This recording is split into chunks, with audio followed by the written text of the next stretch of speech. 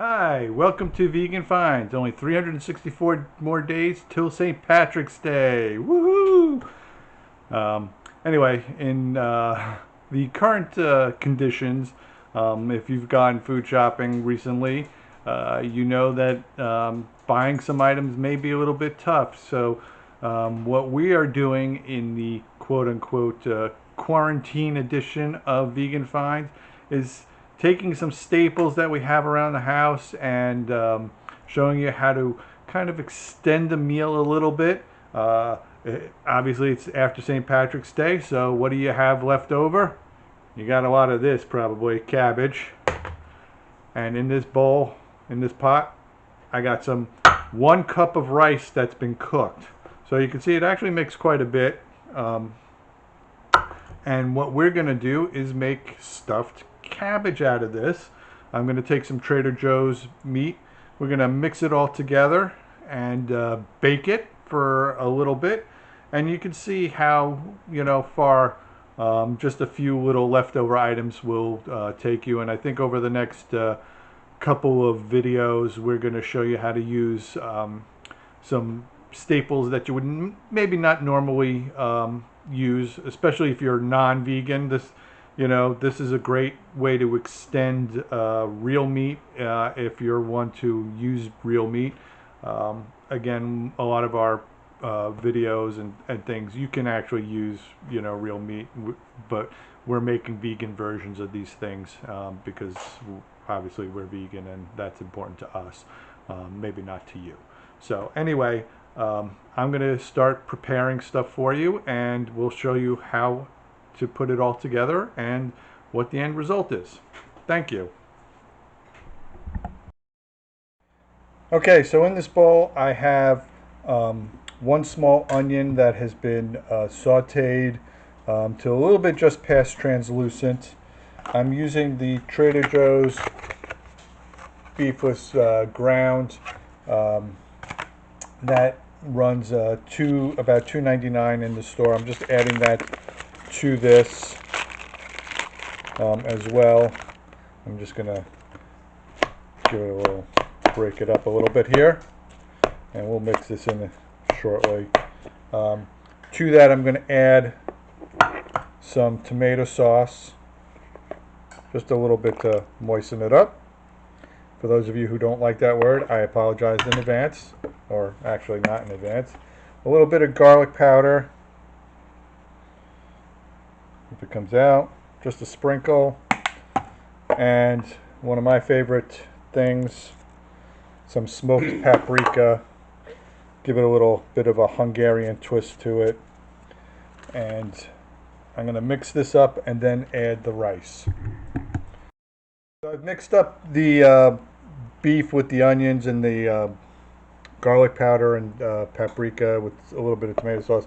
Now I'm going to add some rice to this. Now the rice is really an extender, so I'm going to add probably about 2/3 of a cup. You'll see I still have quite a bit of rice from the 1 cup dry. Now we're using Lundberg Farms rice. And if you're not familiar with Lundberg Farms, they use non-GMO rice. Their products are absolutely terrific. We've sampled quite a few of them, and we look for them as much as possible because they're a high quality manufacturer. I'm going to add a little bit more rice to this, and just a little bit more tomato sauce. And then I will show you how to roll these up and get them cooking. Okay, so to roll this up, just take about 2 tablespoons. Now what I did to the cabbage is I separated the leaves and I basically microwaved them for about 5 minutes. Oops. This leaf is a little bit verschmissed, but you just kind of roll it up like a cigar and you just keep going until you're done. I put a little bit of tomato sauce on the bottom just so they don't stick. And then what you're going to do is put some more tomato sauce on top once it's ready to go in the oven. So I'm going to just roll up this one additional one here, and then I'll be back when they're all done and ready to go. I just want to show you a quick little something here. Where kind of the root end is, you're going to want to kind of cut that off, because this thick piece is going to get in the way. So just cut that out and kind of cut the thick ribbing away, so that way this kind of lays flat. It's much easier to roll these up.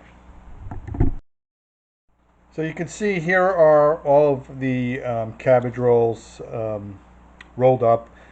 We got 8 into this, obviously varying sizes, and you can see we still have quite a bit of the meat left over, so we'll do something for lunch with that.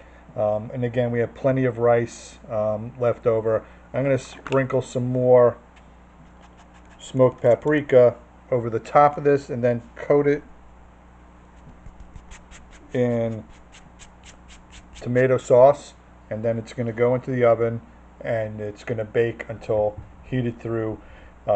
We have the oven set at 350 for 20 minutes, give or take. Okay, so here is the final product. As you can see, it's nicely cooked through and quite hot. I'm going to cut a little piece for myself and eat some. So if you like these videos, please hit the subscribe button, hit the little bell for the notifications, and leave a comment. We hope you enjoy. This is a rather easy and inexpensive dish to make. Probably total cost, it's about, I would say, under $5 for the whole thing. You know, hopefully you come back and enjoy some of the other things that we make. Thank you.